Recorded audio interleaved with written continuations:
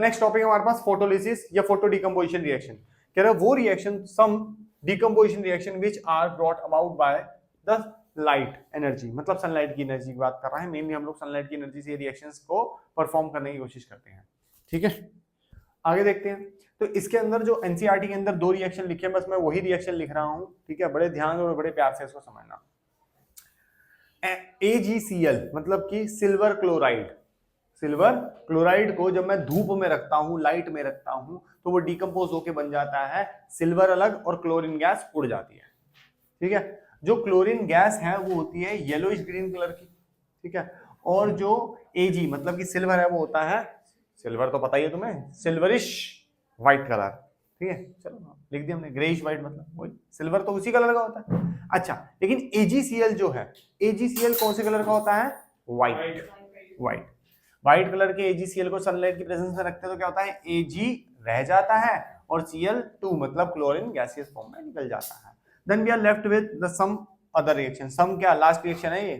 ठीक है, और ये रिएक्शन तो इतना फेमस है, इतना फेमस है, हर साल आ जाता है। आओ देखिए इसको, कहता है AgBr। ठीक है, AgBr is silver bromide. It is silver bromide in the solid form. Pale yellow colour का होता है। इलेक्ट्रोलिसिस करते, इसकी इलेक्ट्रिकल डिकम्पोजिशन करते हैं, इलेक्ट्रिकल डिकम्पोजिशन करते हैं, फोटोलिसिस करते हैं। फोटोलिसिस करते हैं मतलब लाइट इसके अंदर हम लोग डालते हैं तो लाइट से डिकम्पोज होता है, वापस बनता है greyish white colour, silver colour का सिल्वर बनता है। ऑब्वियसली हम लोग तो सिल्वर कलर बोलते हैं ना, ये लोग ग्रेइश व्हाइट बोलते हैं उसको। ठीक है, सिल्वरिश कलर को सिल्वरिश ग्रेइश व्हाइट बोलते हैं। ब्रोमीन कलर की गैस, ब्रोमीन गैस निकलती है, ब्रोमाइन बोलते हैं कहीं इसको, और ये रेडिश ब्राउन कलर की होती है। ठीक है, 9th क्लास में वो पढ़ा था ना, वो ऊपर से नीचे चलेगी ब्रोमीन गैस, नीचे से वही वाली गैस है। ठीक है, वही गैस है। अच्छा, ये जो केमिकल रिएक्शन है ये फेमस इसलिए है क्योंकि ये ब्लैक एंड व्हाइट फोटोग्राफी के लिए यूज किया जाता है। ठीक है, कैसे? ब्लैक एंड व्हाइट फोटोग्राफी के लिए रिएक्शन बहुत ज्यादा यूज किया जाता है। फोटो डिकम्पोजिशन रिएक्शन समझ आ गया? ठीक है, we are done with decomposition reaction. अब हम लोगों को जो नेक्स्ट रिएक्शन समझना, दैट इज डिस्प्लेसमेंट रिएक्शन। देखो नाम से ही क्लियर है, डिस्प्लेस मतलब हटाओ और दूसरी चीज लाओ, एक को हटाओ और दूसरी चीज लाओ। देख इसके लिए एक बढ़िया सा शेर है, मतलब मुझे एक शेर याद आया है, मतलब मैं कवाली नहीं गाने वाला, ध्यान से सुनना। शेर कैसा है? हाँ, अच्छा ताली बजा बजा के टोपी ऊपर नीचे वो सब नहीं। अच्छा, शेर क्या? ध्यान सुनियो। ऐसे ही मेरे को शेर याद आया और शेर मेरे घर के बाहर आ गया। कुंडी खटकाई, कुंडी खुली हुई थी, पूछने जाता हूं हाँ क्या हुआ, वो दहाड़ के कहता है घर छोड़ेगा या मैं कुछ बोलूं। बाहर निकल के मैंने कुंडी मारी, मैं इट्स ऑल योर्स, अब मैं निकल गया घर से बाहर। समझा? कुंडी खोलने की हिम्मत नहीं हो रही।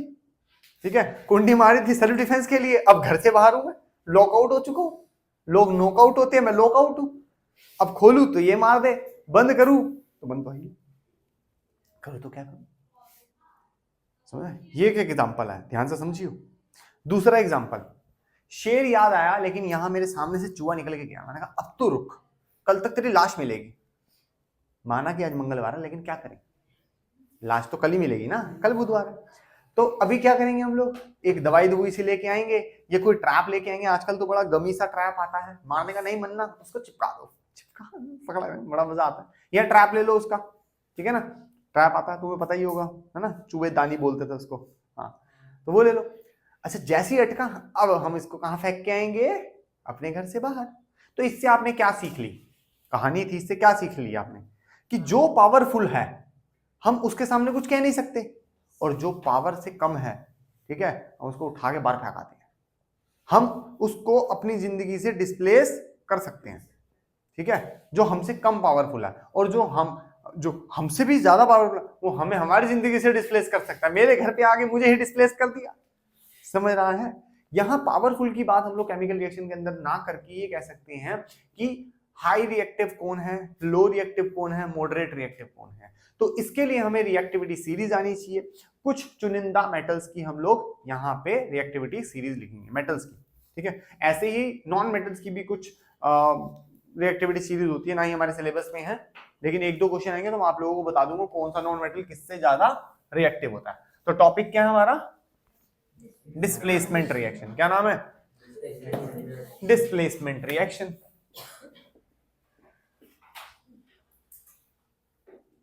देखा 9th क्लास में डिस्प्लेसमेंट पढ़ा था, यहाँ पे डिस्प्लेसमेंट का एक रिएक्शन आ चुका है। ठीक है, फिजिक्स के साथ केमिस्ट्री का। हाँ, तो फिर पता करते हैं कि कौन चूहा है और कौन शेर। ठीक है, तो ये ना एक्चुअली डिसाइड होता है हर एक क्वेश्चन के हिसाब से, मतलब हर एक केमिकल रिएक्शन के हिसाब से। ठीक है, आओ फटाफट से एक केमिकल रिएक्शन देखते हैं। एक क्या एनसीईआरटी के मैंने 3 केमिकल रिएक्शन 1, 3 एंड 4 लिख दिए एनसीईआरटी के हैं वो, और बाकी एक एक्स्ट्रा मैंने अपनी तरफ से लिखा है। ठीक है, आपको नोट्स होंगे, नोट्स जो मेरे नोट्स है उसके अंदर आपको 2-4 और प्रैक्टिस के लिए एक्स्ट्रा लिखे हुए हैं। ठीक है ना। अच्छा, केमिकल रिएक्शन जो आपने लर्न करना है उनको इनके कलर के हिसाब से भी थोड़ा सा लर्न करना है। ठीक है, अदरवाइज आप लोग क्या कर सकते हो, अब इतने सारे कलर सर कैसे लर्न करें। जैसे जैसे केमिकल रिएक्शन आप लोग लर्न करते जाएंगे, लिखते जाएंगे, वैसे वैसे ना उस पर्टिकुलर एलिमेंट, उस पर्टिकुलर सॉल्यूशन का एक चार्ट बनाते जाओ। एक चार्ट बनाओ जिसके अंदर खाली बस उनके कलर लिखो। जैसे copper reddish brown, copper sulphate blue, copper chloride green, FeSO4 green, ऐसे करके उनके धीरे धीरे करके तुम देखोगे 10-15 ही ऐसे होंगे जिनके कलर होंगे, बाकी सब कलरलेस है या व्हाइट है। आएगा समझ। तो उनकी एक लिस्ट बना लो सो दैट बस 15 ही वो माइंड में रखे कि इनके कलर ये हैं, बाकियों के कलर दिमाग में रखने की जरूरत ना पड़े। हर बार आप लोग केमिकल रिएक्शन के साथ साथ इतनी सारी चीजें थोड़ा लर्न करते फिरोगे। अभी मैं थोड़ी देर में दिखाऊंगा, मेरे को तो कोई भी केमिकल रिएक्शन दे दो, मैं उसको परफेक्टली बैलेंस है, सॉरी डिस्प्लेसमेंट कर सकती है नहीं कर सकते, वो सब कुछ करके दिखा दूंगा। ठीक है, तो उसके लिए मेरे को ये कलर तो बाकियों के लर्न करके रखने पड़ेंगे। ठीक है ना, सो दैट मैं नीचे लिख सकूं ये कौन सा कलर है, ये कौन सा कलर है, ये कौन सा कलर है। Is it clear till now? तो जितने भी कलर आपके सामने अभी आ रहे हैं एक लिस्ट बनाइए। ठीक है ना, वो लिखते जाइए, ये इस कलर का है, मेटल है, एलिमेंट है, कंपाउंड है, कोई भी चीज है उसका कलर लिख दो। आई बात समझ? गैस है, कलर लिख दो। जितनी कलर दिखते जा रहे हैं मेरे नोट्स में, जितने कलर हैं एनसीईआरटी में, जितने कलर्स हैं सारी एक जगह लिख लो। एनसीईआरटी ने कलर बताया नहीं हुआ, बहुत कम ही कलर से वो बताता है, लेकिन आप लोग कलर जितने हो सके उतने याद कर लो, सो दैट एग्जाम में वो कलर से बहुत पूछता है आजकल। केमिकल रिएक्शन पूछ रहा है कलर से। ठीक है, तो आओ फटाफट से पहले समझते हैं डिस्प्लेसमेंट रिएक्शन होता कैसे है। देखिए, मेटल एक कंपाउंड के अगर वो आयनिक कंपाउंड है, जो कि आप लोगों को डिस्प्लेसमेंट रिएक्शन के अंदर आयनिक कंपाउंड ही देखने के लिए मिलेगा। ठीक है, तो आयनिक कंपाउंड के अंदर जो सबसे पहला जो कह सकते हैं एलिमेंट होता है, ठीक है, वो होता है मेटल। दूसरे वाला नॉन मेटल या पॉलीएटॉमिक आयन हो सकता है, मतलब वो नॉन मेटल का मिक्सचर हो सकता है। पहले वाला क्या होगा? मेटल ही होगा। ठीक है, तो अभी हम लोग डिस्प्लेसमेंट रिएक्शन इन मेटल्स देख रहे हैं। ठीक है, तो उसके लिए ये देखना है रिएक्टिविटी सीरीज के अंदर कि कॉपर ज्यादा रिएक्टिव है, जिंक। ये समझो कॉपर सल्फेट अपने घर में बैठा हुआ था, या कॉपर अपने घर में बैठा हुआ था, सल्फेट उसके घर का नाम है। घर के नाम होता ना, विज निवास, रंधावा निवास, मतलब इसके अंदर सारे रंधावे रहते हैं, समझ रहे हो ना। हाँ, घर का नाम मतलब ये कुछ भी हो सकता है, फासले नाम है भाई साहब। ठीक है ना, कुछ भी हो सकता है। अब कॉपर एक मेटल है, जिंक एक मेटल है। रिएक्टिविटी सीरीज पता आप लोगों को? नहीं पता, ध्यान से देखो, केदारनाथ जाना पड़ेगा। केदारनाथ का, मेरा का ऐसे ही होता है सीए करके ना, माली आलू जरा फीके से पकाता है। ठीक है, अब माली है, आलू फीके ही पकेंगे वहां पे, तो समझ ना, केदारनाथ हाइट पे है, एटमॉस्फेरिक प्रेशर कम है, आलू कच्चे ही बनेंगे, फीके ही बनेंगे, मसाले थोड़ा उसके पास। ठीक है, चलो बना रहा आलू, गरीब आदमी, लेकिन चाहता है यार भगवान मैं तो एक तेरे पास रहता हूं, देख ले। कॉपर के बर्तन में खाना खिला, भगवान से मांग रहा है। कॉपर मांग रहा है सिल्वर गोल्ड प्लेटिनम, भगवान से क्या मांग रहा है? कॉपर क्या मांग रहा है? मांग रहा है सिल्वर गोल्ड प्लेटिनम, समझ रहा है? फिर से, केदारनाथ का माली, माली एक इंसान है, उसकी इच्छाएं हो सकती हैं। आलू जरा फीके से पकाता है, आलू फीके बन रहे हैं, कह रहा कोई टेंशन नहीं है, फीके बने, रोज बने, लेकिन भगवान से मांगता है। कॉपर मांग रहा है सिल्वर गोल्ड प्लेटिनम। क्या मांग रहा है? कॉपर मांगे सिल्वर गोल्ड प्लेटिनम। ठीक है ना, कि सिल्वर, सिल्वर का आपको पता है बॉडी के लिए अच्छा होता है, सिल्वर की वर्क वाली काजू कतली है ना, सिल्वर के बर्तन, ठीक है ना, सिल्वर मैं पहनूं, मेरी बीवी पहने, कॉपर के बर्तनों में बच्चों को खाना खिलाएं, इम्यूनिटी स्ट्रांग रहती है। गोल्ड तो आपको पता ही, I like it very much, लेकिन जो रिंग हो ना वो प्लेटिनम की होनी चाहिए, समझ रहे हो? इच्छाएं हैं, आलू फीके पका रहा है, लेकिन इच्छाएं देख रही है ना कहां तक जा रहा है। ये सब बाकी बकवास हैं, सीधा इनके ये याद करो, इनके सिंबल्स हैं। ये Hg है, दिस इज मर्क्यूरी। मांगे बोला था ना, मांगे है ना, मांगे M से मर्क्यूरी है ये, Hg is the symbol for the mercury. ठीक है, तो अब ध्यान से देखो कौन ऊपर है कौन नीचे है। जो जितना ऊपर है वो उतना हाई रिएक्टिव है, जो जितना नीचे है वो उतना लीस्ट रिएक्टिव है। प्लेटिनम रिएक्टिव नहीं होता, गोल्ड आपकी मदर ने फादर ने कब से पहन रखे हो, गोल्ड खराब ही नहीं है, आज भी उसको निकालो, थोड़ा सा ब्रश मारो हल्का सा, ठीक है, पानी डालो, ऐसे जैसे नया है, समझे, और कितने साल हो गए, ठीक है ना। जैसे जैसे आप लोग नीचे आते रहते हैं रिएक्टिविटी सीरीज में, वो सब कैसे होते हैं, लीस्ट रिएक्टिव मेटल्स होते हैं, मतलब कम रिएक्ट होते हैं या होते ही नहीं है, ठीक है। और जैसे जैसे ऊपर जाते रहेंगे वो वैसे ही हाई रिएक्टिव मेटल्स आपको दिखते जाएंगे। Is it clear? ठीक है, तो सबसे high reactive metal like potassium, जिसको पानी में डालो पानी में आग लगा दे, गाना नहीं सुना, पानी में आग लगा दे, ये पोटेशियम और सोडियम की वजह से ही बना वो गाना, ठीक है, वरना पानी में आग लगाने के लिए तो पेट्रोल डालना पड़ेगा, समझे, लेकिन कहते हैं नहीं, सोडियम और पोटेशियम ऐसे लगा देता है। Calcium, magnesium, aluminium, zinc, iron, अच्छा ये क्या एसएन क्या होता है सर, टिन, पीबी क्या सर, पीबी लेड, ठीक है, लेड वो पेंसिल की लेड नहीं, पेंसिल की लेड तो ग्रेफाइट से बनी हुई होती है, वो अलग है। हाइड्रोजन, सर हाइड्रोजन गैस नहीं थी, हाइड्रोजन नॉन मेटल नहीं है, हाइड्रोजन का तो आज तक हमें क्या साइंटिस्ट को नहीं पता लगा वो मेटल है नॉन मेटल है, समझे, इस बारे में कोई ऐसी फालतू बातें नहीं। Copper, mercury, silver, gold, platinum. चलो भाई, कॉपर देख भाई कितना नीचे है, ठीक है, रिएक्ट किससे कर रहा है, जिंक से। देख कॉपर एक लीस्ट रिएक्टिव इंसान, उसके घर में हाई रिएक्टिव इंसान आया, क्या हाई रिएक्टिव इंसान इस कॉपर को इसके घर से उखाड़ के बाहर फेंक सकता है, बिल्कुल पावरफुल है, और वही काम हुआ, जिंक सल्फेट, और बेचारा दर बदर घूम रहा है, गरीब इंसान क्या करे, मैं अभी बताया था ना, शेर ने मेरे को लॉकआउट कर दिया, अंदर आराम से फ्रिज खोल के बैठा हुआ, खा रहा पी रहा, मैं बाहर दिख रही ना रोड पे अकेला सॉलिड फॉर्म में, क्या करे, पत्थर जैसा हो जाएगा इंसान। यहां तक अगर बात समझ नहीं आई तो मेरे से पूछ लो, क्योंकि अगले वाला तो और भी इजी है, ये एनसीईआरटी के हैं, ठीक है ना। कॉपर सल्फेट ब्लू कलर का सॉल्यूशन होता है, जिंक तो आपको पता ही है कौन से कलर का होता है, नहीं पता तो सिल्वरिश व्हाइट होता है। जिंक सल्फेट जो बनेगा दैट इज कलरलेस सॉल्यूशन, मतलब उसका कोई कलर नहीं होगा, कॉपर कलर होता है रेड ब्राउन कलर का।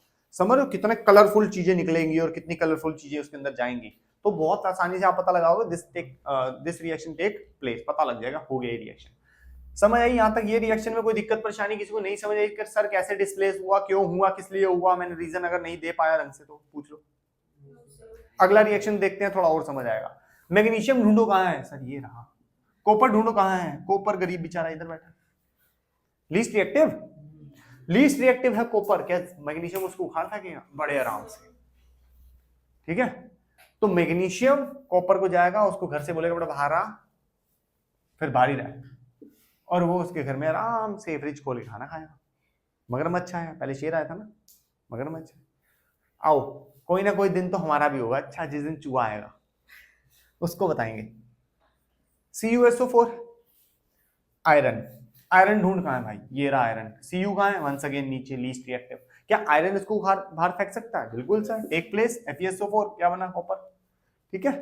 आ रही बात समझ, देखो FeSO4 इसमें 1 2 वो सारी क्रिस क्रॉस वो सब चीजें कैसे याद करोगे, जब आपको वैलेंसीज लर्न होंगी, ठीक है। Fe की वैलेंसी ये फेरस है, फेरस सल्फेट है FeSO4, Fe is for the ferrous, यहां पे कैसे पता लगा सर आपको, है ना, आओ मैं बताता हूं। Fe अगर मैं बात करूं Fe की, FeSO4, एक्चुअली SO4 ने मुझे बताया, SO4 की खुद की वैलेंसी क्या होती है, -2, तो मतलब कि यहाँ पे 2 होना चाहिए था इस रिएक्शन में, इस फॉर्मूला में नहीं है, क्यों नहीं है, क्योंकि Fe की भी 2 होगी, तो 2 से 2 कटेगा, इसलिए लिखा हुआ FeSO4, और इससे मुझे पता लगा दिस इज फेरस सल्फेट, ठीक है, क्लियर है।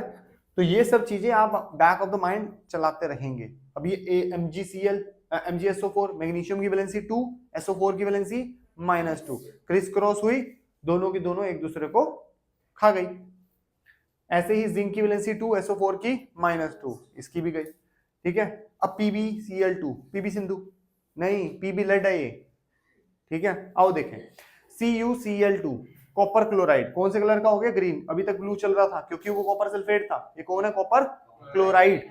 कॉपर क्लोराइड जब Pb, ठीक है, ये PbS Pb सिंधु मत समझ लेना, फिर से बोल रहा हूं, ठीक है, वो मैडम प्यूमा की ऐड कर रही हैं, आप उनसे उनकी ऐड ना चाहिए। यहां देखिए Pb is for lead and S stand for solid, जो लेड है वो सॉलिडिफाइड फॉर्म में है, सॉलिड फॉर्म में है वो। जब दोनों, अब ध्यान से देखो Pb कहां है, सर ये रहा, कॉपर कहां है, लीस्ट रिएक्टिव, सर एक ही का तो फर्क है, ठीक है ना। कोई दिक्कत नहीं है। अब कैसे करेंगे, जो पीबी है वो रिएक्टिव है ज्यादा कॉपर से, हाँ है, वो कॉपर को क्या कर देगा, डिस्प्लेस कर देगा और खुद Cl के साथ बैठ जाएगा और क्या बाहर निकाल देगा, कॉपर को बाहर निकाल देगा। आई बात समझ तक। अब यहां पे 2 कैसे आया, क्योंकि लेड की वैलेंसी क्या थी 2 और क्लोरीन की क्या थी 1, तो अगर वैलेंसीज लर्न होगी तो कोई प्रॉब्लम नहीं आएगी।